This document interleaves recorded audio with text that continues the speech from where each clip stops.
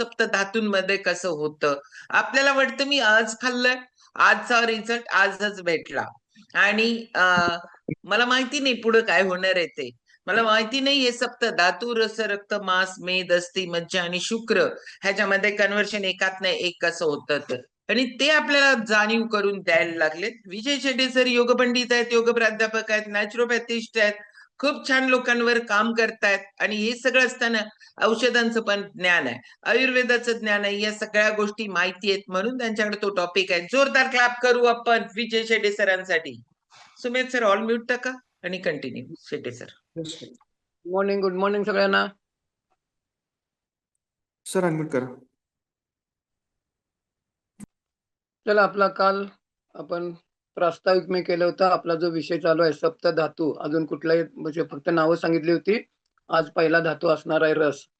तर कालचा थोडासा मी रिकॅप घेतो. आपल्याला बघा, माझ्याकडं सिस्टीम जी आमची आहे ना शेताची फॅमिलीनं, थोडंसं कडक माझ्याकडं पार्ट दिलेला आहे. म्हणजे आदर्श स्थितीचं वर्णन म्हणतो की नाही, तर ते माझ्याकडं पार्ट आहे. आणि तो जरा माझ्या भाषेत मी ना नेहमी जरा कडकच सांगतो. तो दिलाय पार्ट आता आणि तो मी स्वीकारलाय. कुणाकुणाला आरोग्य खरोखर पाहिजे सांगा, प्रामाणिकपणाने सांगायचं, असं जरा थंब दाखवा. औषधमुक्त कुणाकुणाला व्हायचं आहे, औषधमुक्त व्हायचं आहे, रोगमुक्त व्हायचं आहे. आणि काही जरी माझ्यासारखे कोण असला, काही प्रॉब्लेम नसेल, भविष्यात आपल्याला औषध लागू नये असं सुद्धा आपल्याला काम करायचं आहे प्रिव्हेन्शन म्हणून. बघा, जिथं तुम्हाला गरज आहे ना तिथं 100% औषधाचा उपयोग करा. तिथं काही दुमत असायचं कारण नाही आहे.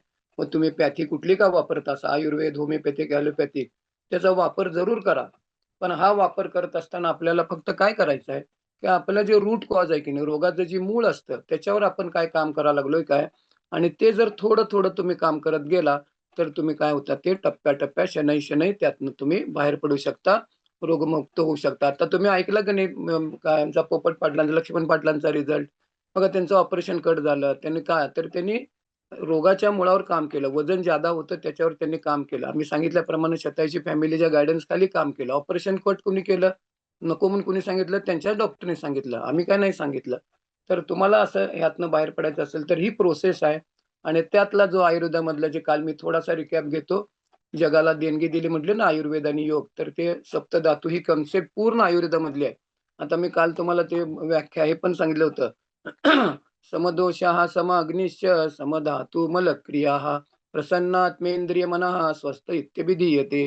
तुमचे धातू जे आहेत की नाही ते समप्रमाणात पाहिजे, तुमचा अग्नी समप्रमाणात पाहिजे, तुमचे 3 दोष जे आहेत वात पित्त कफ हे समप्रमाणात पाहिजेत. हे सगळं जर